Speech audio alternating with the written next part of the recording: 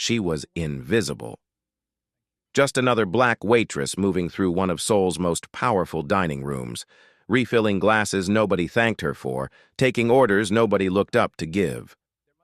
But when the Korean Mafia boss opened his mouth that Friday night, speaking about her in language he was absolutely certain she couldn't understand, she did something that stopped every conversation in that restaurant cold.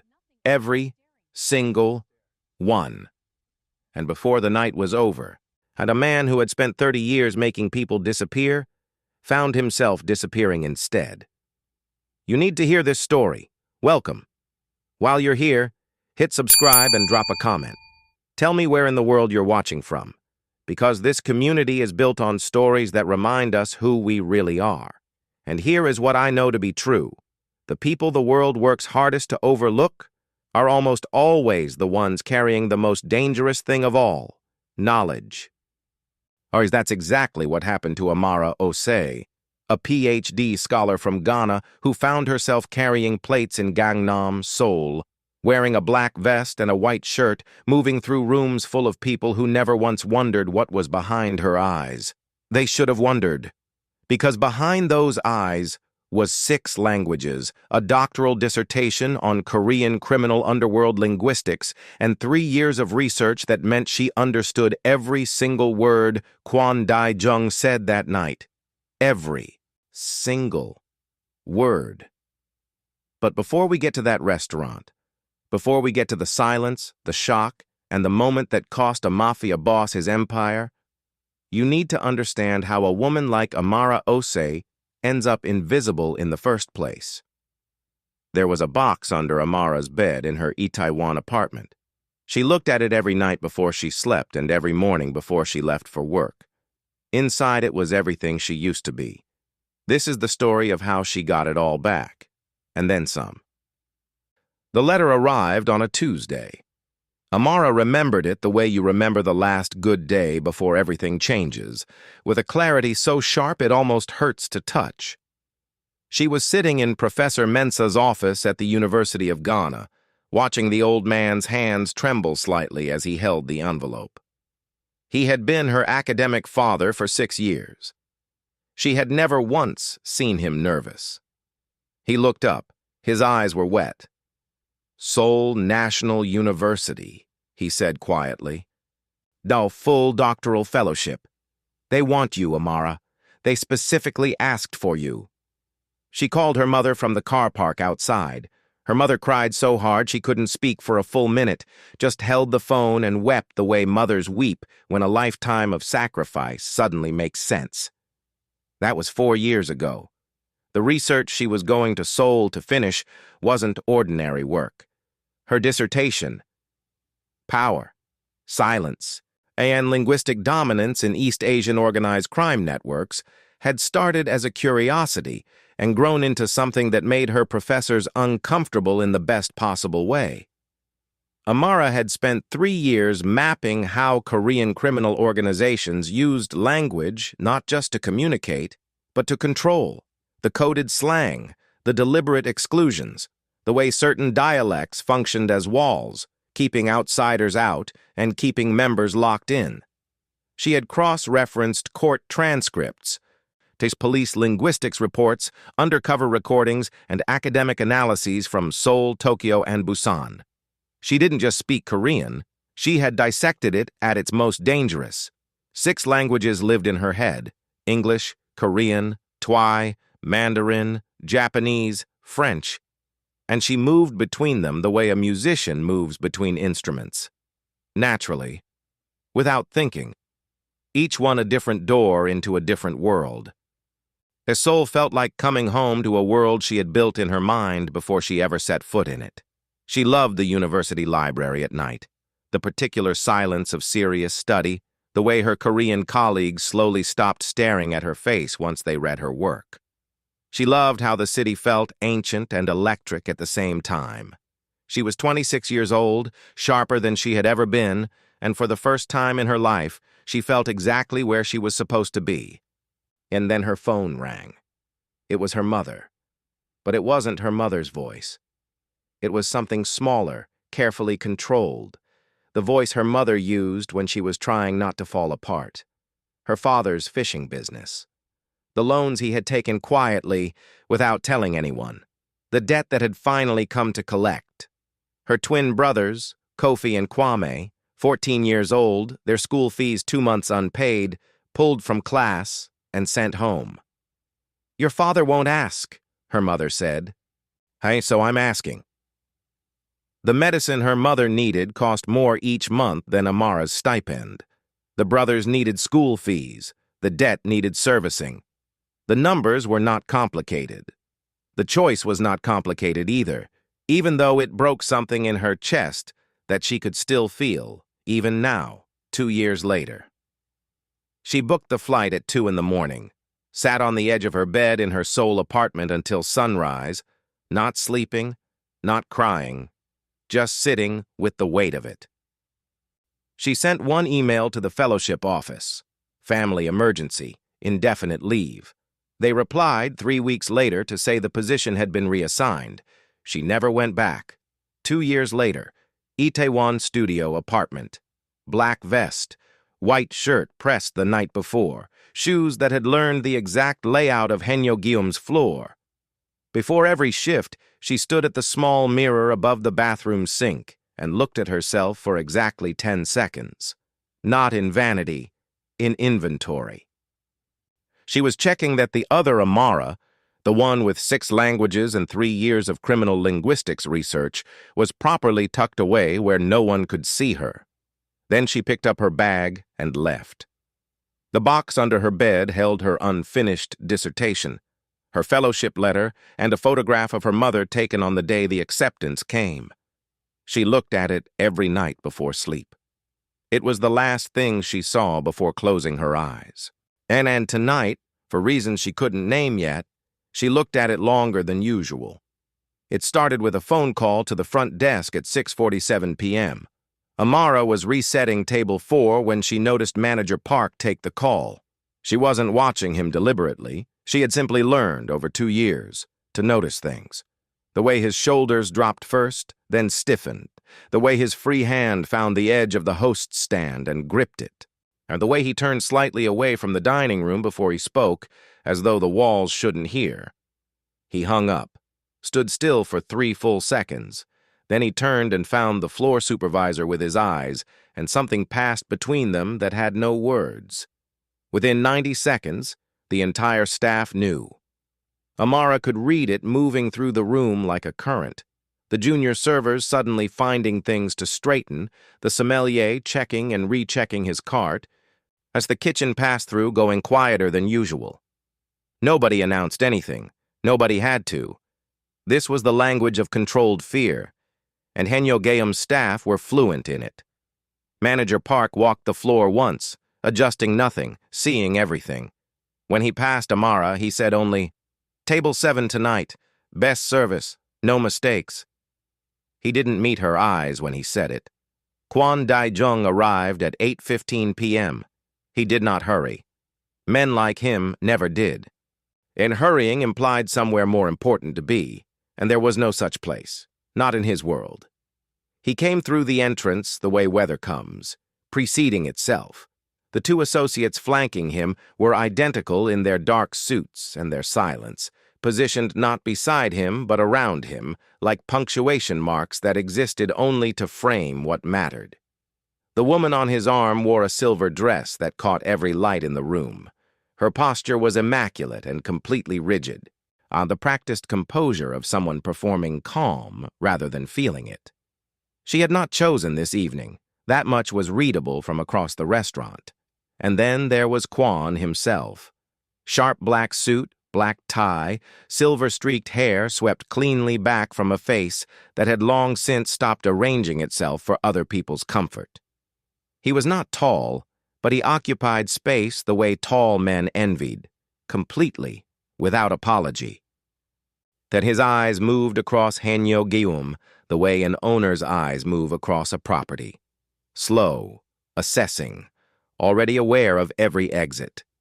He was 53 years old and had spent 30 of those years building the Cheongnyong, the Blue Dragon Syndicate, into one of the most quietly powerful criminal organizations in East Asia, construction contracts in Seoul, shipping operations out of Busan, nightclubs across Tokyo, and underneath all of it, see the darker architecture, the money that moved without paper trails, the prosecutors who developed convenient memory problems, the journalists who published retractions they hadn't written and never explained.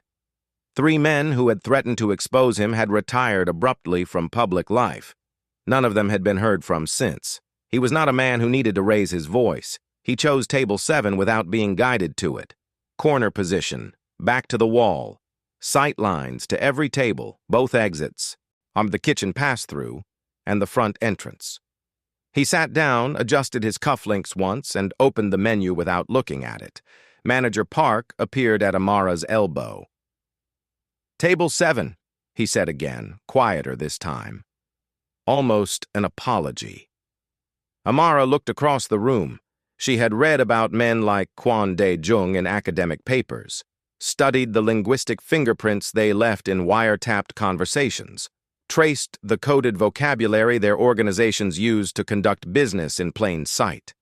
She had written 40 pages on how men at exactly his level of the hierarchy communicated dominance without ever stating it directly.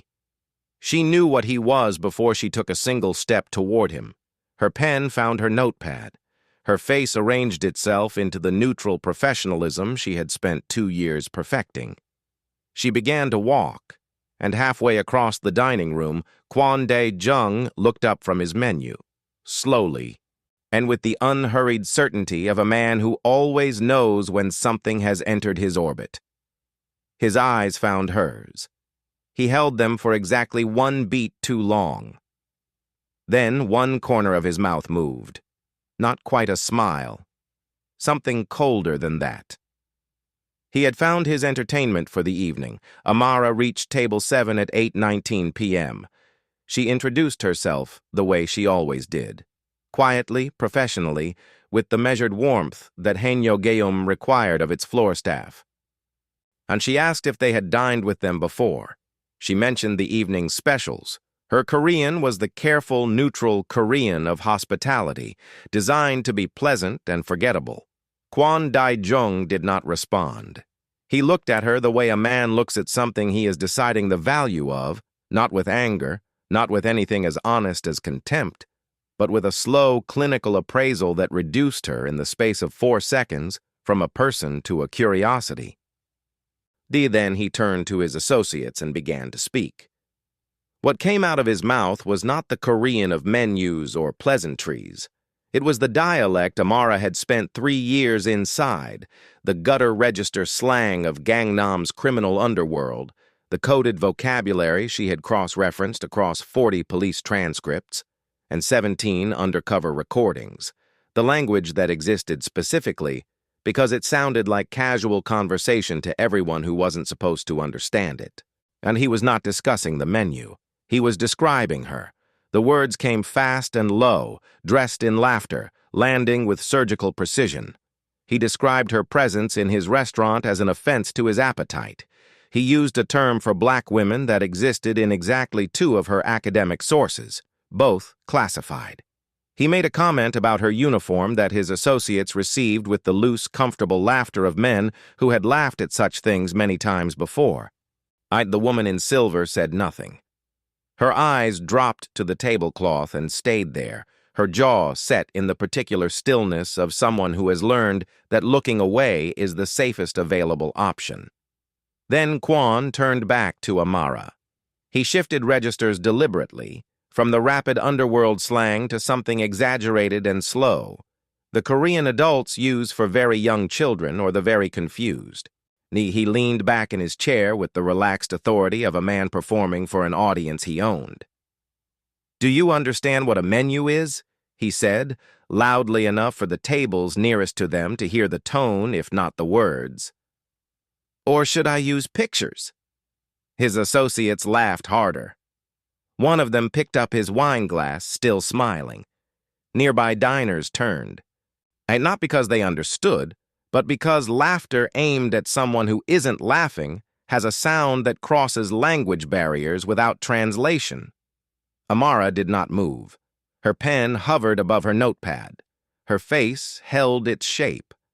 From across the room, she looked like a professional absorbing a difficult table, patient, neutral, waiting it out.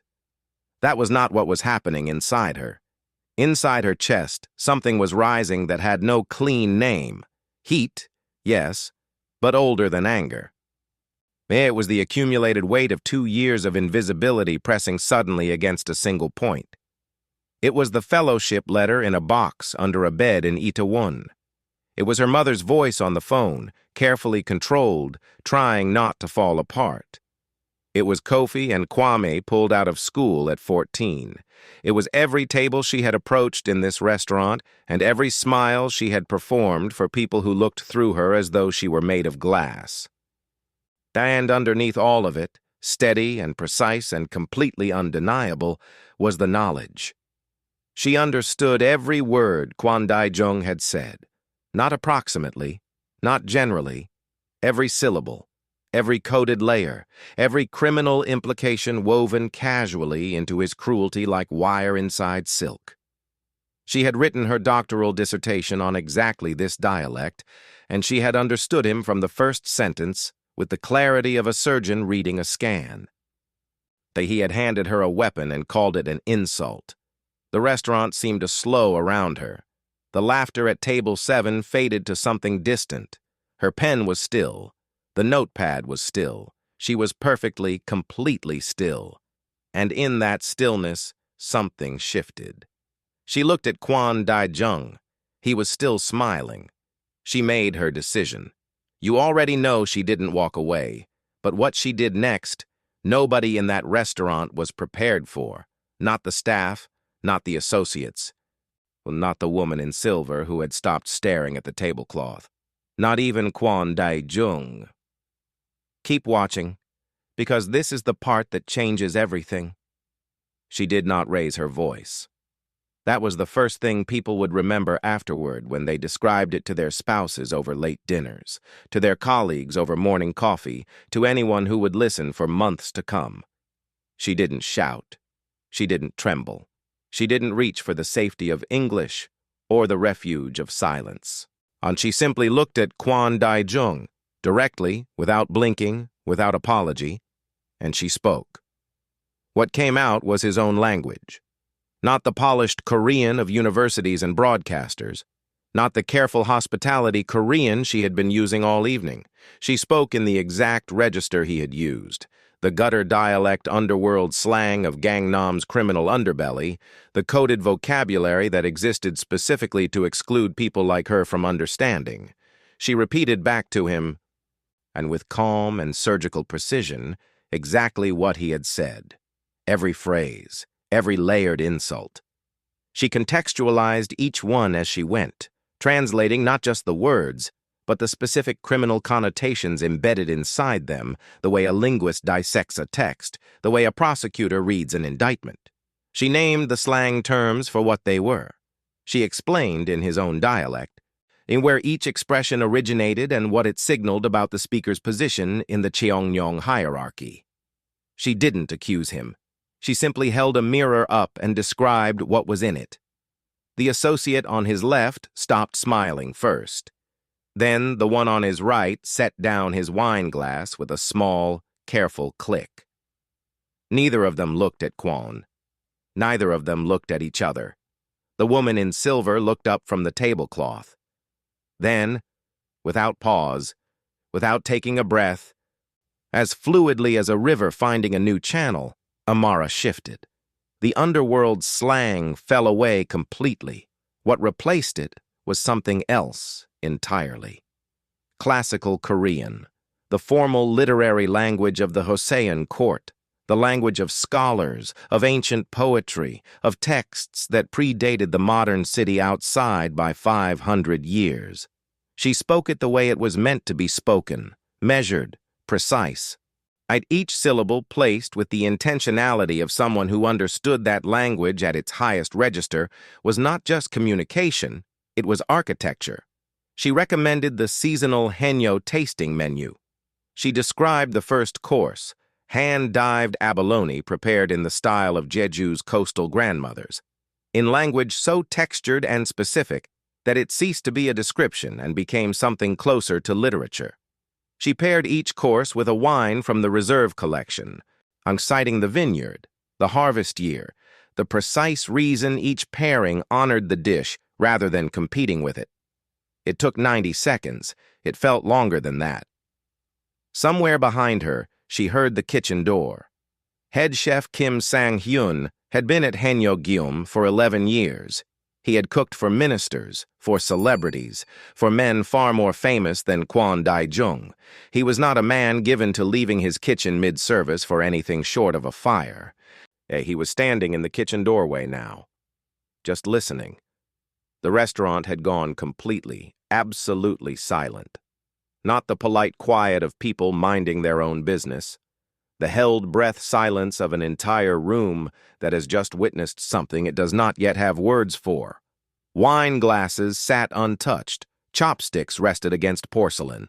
2 women at table 9 had their hands pressed over their mouths without appearing to realize it. The woman in silver was staring at Amara with an expression that had moved entirely beyond surprise, past shock, past awe, into something that looked almost like relief, like she had been waiting a very long time to watch this exact thing happen. And Kwon Dae-jung. The color had moved up his neck slowly, the way color moves in a man who cannot believe what is happening to him in public. Not the hot red of anger, but the deep, a humiliated crimson of a man whose power has been disassembled in front of witnesses, not with aggression, not with confrontation, but with pure, irrefutable knowledge. The most dangerous thing in the room had been the woman he chose to humiliate. He understood that now. The silence stretched. Amara closed her notepad. She nodded once, professionally, pleasantly, exactly as she had been trained. Then she looked at Kwon Dae-jung and said in perfect, unhurried English, "I'll have that right out for you. Dangerous men don't stay down long." Amara had taken perhaps 4 steps away from table 7 when she heard it. The sharp, deliberate scrape of a chair against hardwood, loud enough to cut through every conversation in the room. The kind of sound that isn't accidental. The kind that is designed to turn heads. Every head turned. Kwon Dae-jung was standing.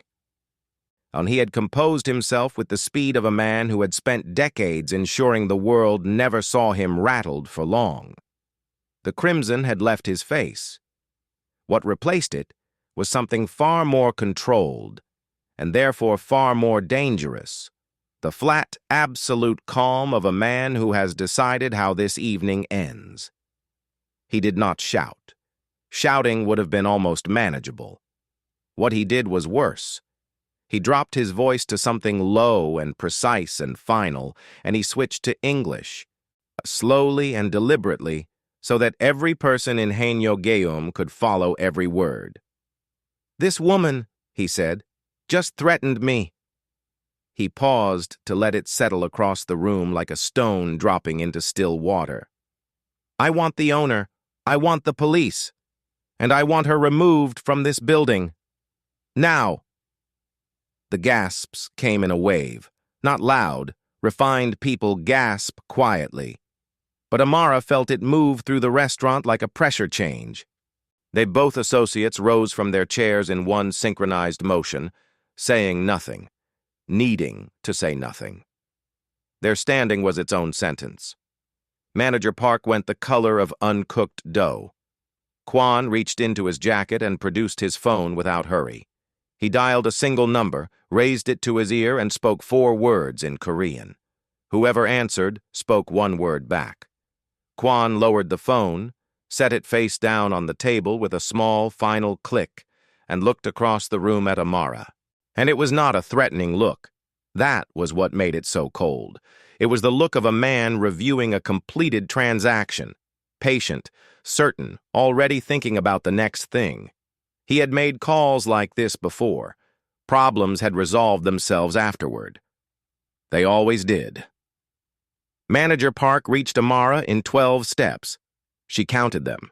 He positioned himself between her and the room, his voice dropping to a desperate, apologetic murmur, the voice of a man trying to contain a fire with his bare hands. Amara. Her name in his mouth sounded like an apology. Please, he can have this restaurant closed by Monday. He can have my license pulled. He can... I know what he can do, she said quietly. Then please, wait in the back, just until this... He couldn't finish the sentence. There was no version of it that didn't sound like what it was. Amara stood still. She had been here before, not in a restaurant, not with a mafia boss standing 15 feet away, but in the essential architecture of the moment, yes. She had been here in every room that had looked at her presence and decided it was a problem to be managed rather than a person to be addressed. She had been here in the fellowship office that quietly reassigned her position without a single phone call.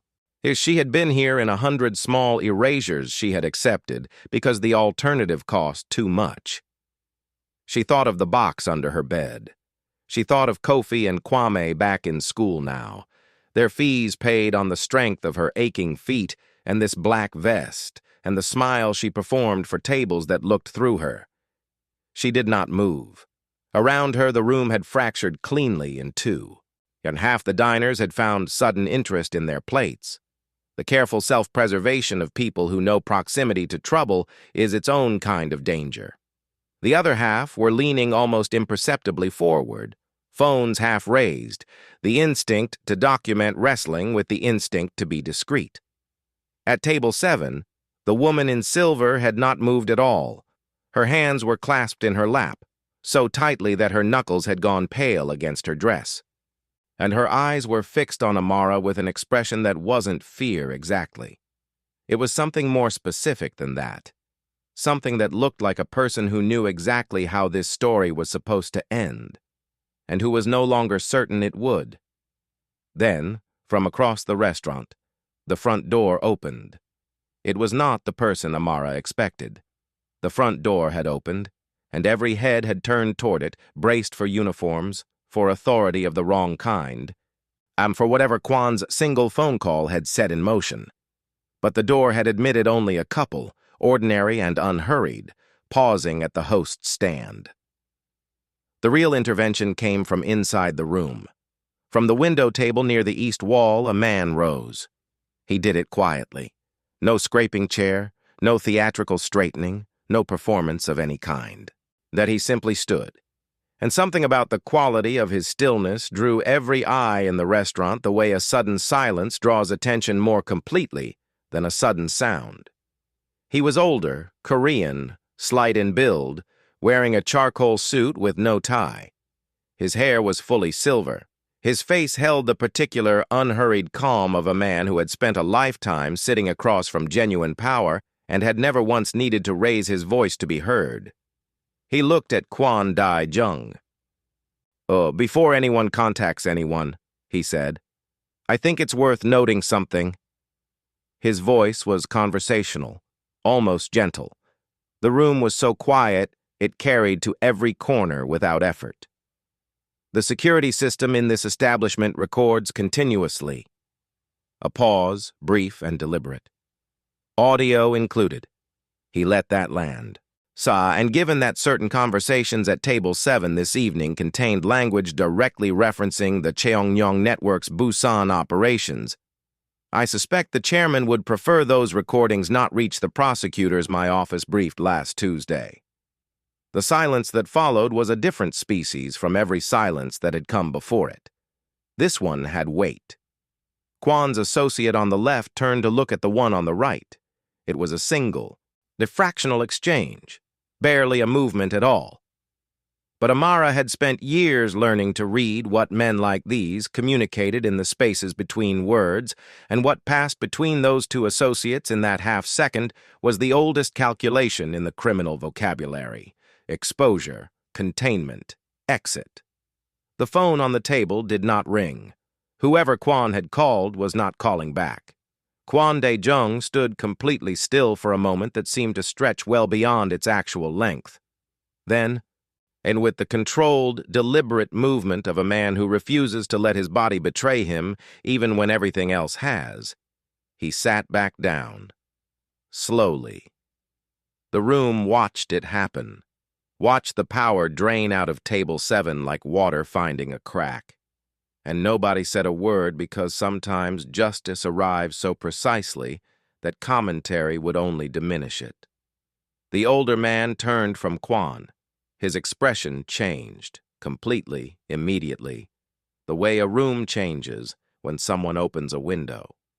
And the coldness left his face, and what replaced it was warmth, quiet certainty, and something that looked very much like 8 months of relief finally finding its destination. He looked at Amara. "Dr. Osei," he said, "my name is Lim Jae-won. I am, or was until recently, senior advisor to the National Assembly. I wrote the organized crime reform legislation that is currently making the chairman's business arrangements considerably more complicated." He said it without satisfaction, as simply as context. "I have been trying to find you for 8 months. Your fellowship at Seoul National University was never formally closed." His voice was steady and unhurried, as though he were stating something that had always been true and simply needed saying aloud.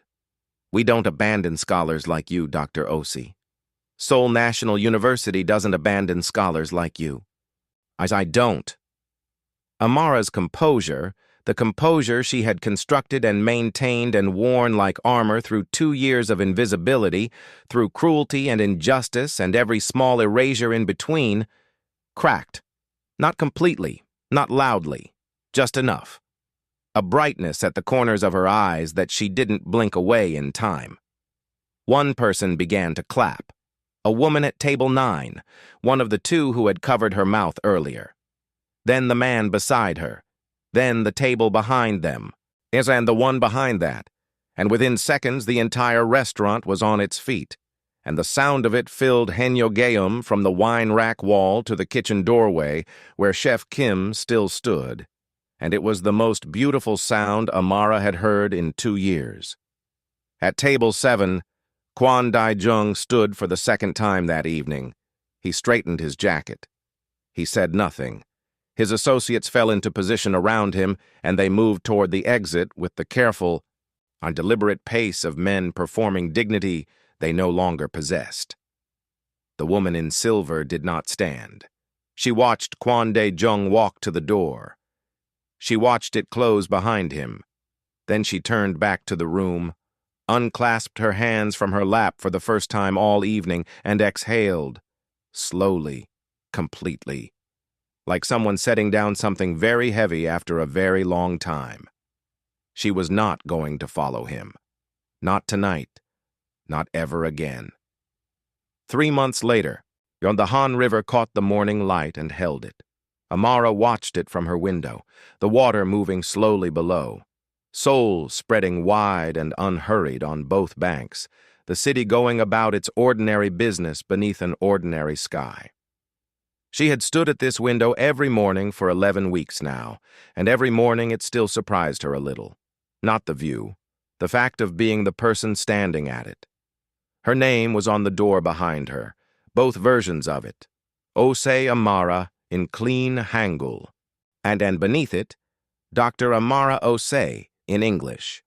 Director of Cultural and Linguistic Research, Seoul National University's Institute for Linguistic and Cultural Security. The title still felt like something she was growing into, the way a coat feels slightly large in the first weeks of winter, and then, one morning, fits exactly right. On her desk, beside her coffee and her lecture notes, sat a bound volume she had not yet grown accustomed to seeing in the world. Its cover was deep blue. Its title, I printed in both Korean and English, read, Power, Silence, and Linguistic Dominance in East Asian Organized Crime Networks. Government commissioned. Peer-reviewed. Cited already in 3 ongoing prosecutorial proceedings she was not permitted to discuss. The box that had lived under her bed in Itaewon was empty now. She had opened it the morning after the fellowship was reinstated and taken everything out slowly, The way you unpack something fragile, the research files, the fellowship letter, and the photograph of her mother. Everything that had been waiting in the dark was on shelves now, on walls, in the world where it had always belonged. On Sundays, her father called. The calls had grown longer each week, 10 minutes, then 20, then last Sunday, almost an hour. His fishing business was recovering slowly, rebuilt on a smaller and steadier foundation with the help of a microloan she had arranged through a university development contact. He didn't talk about the debt anymore. He talked about the water, about the boats, about Kofi's mathematics results, and Kwame's inexplicable new obsession with learning Japanese. Japanese, her father had said, laughing. Where does he get these ideas? Amara had not told him where. Her mother's medication was consistent now, the good kind, the kind that worked, covered entirely and without interruption. Her mother called on Thursdays, shorter calls, practical ones, full of grocery prices and neighborhood gossip, and the particular warmth of a woman who has stopped worrying and started simply living again. Her first lecture had been on a Wednesday morning in the university's largest graduate hall. She had arrived early and stood at the front watching the seats fill. Slowly at first, then quickly, then past capacity, students pulling chairs from the corridor, professors she recognized from published papers settling quietly into the back rows. That by the time she began speaking, the room was fuller than the fire code technically permitted. She spoke for 90 minutes. They leaned forward for all of it. Afterward, a young woman from Nairobi, first-year doctoral student, linguistics, the same program Amara had abandoned 2 years before, waited until the hall had emptied and then approached with the particular hesitance of someone who has something important to say and isn't sure yet if they're allowed to say it. I almost didn't come, she said. To Seoul, I mean. I almost turned it down. Amara looked at her for a moment. I know, she said. Come to my office Thursday. Bring your research proposal. There was one other thing. A woman named Seo Yeonji, who had once worn a silver dress to a dinner she hadn't chosen, had walked into Professor Lim's office 8 weeks ago and sat down and told him everything she knew. She knew a great deal. She had been at that table for 2 years, as present and silent and watching, filing information away with the careful patience of someone who was waiting for the right moment and the right witness. Kwon Dae-jung was under formal investigation. His associates had retained lawyers. The Cheongyong Syndicate's Busan operations had been frozen pending review. Seo Yeonji was somewhere safe, somewhere new, beginning the particular difficult work of building a life entirely her own. Amara turned from the window, and Seoul spread out behind her, the city that had tried to make her invisible, that she had never stopped loving anyway. The city that had taken 4 years of her life, and then, in the space of one Friday evening, handed all of them back with interest. Because here is what Kwon Dae-jung never understood. The people you try to silence have usually already survived things that would have broken you. They have already made the impossible choices, carried the unbearable weight, packed their brilliance into boxes and slid them under beds and kept moving anyway. You cannot silence what has already learned to survive in the dark. Amara Osei didn't find her voice that night in the Golden Diver. She simply stopped letting the wrong people tell her it didn't exist. And now she spends every single day in that office, at that window, in that lecture hall, making sure that no young woman from Accra or Nairobi or anywhere else ever has to carry her brilliance in a box under a bed, waiting for someone to remember her. She remembered herself, and that, in the end, was more than enough. If this story moved you, if some part of Amara's journey felt familiar, if you've ever packed your own brilliance away and told yourself it was practical, it was temporary, it was fine, then this is for you. Share this story with someone who needs to hear it. Someone who has been invisible too long. Someone who has been waiting for permission to take up space they were always entitled to. And if you're watching from somewhere in the world where Amara's choice makes complete sense to you, drop it in the comments. Tell me where you are, because this community was built on exactly this. The belief that the people the world overlooks are almost always the ones with the most powerful things to say. I subscribe. Stay. There are more stories like this one waiting for you, and none of them are about people who gave up.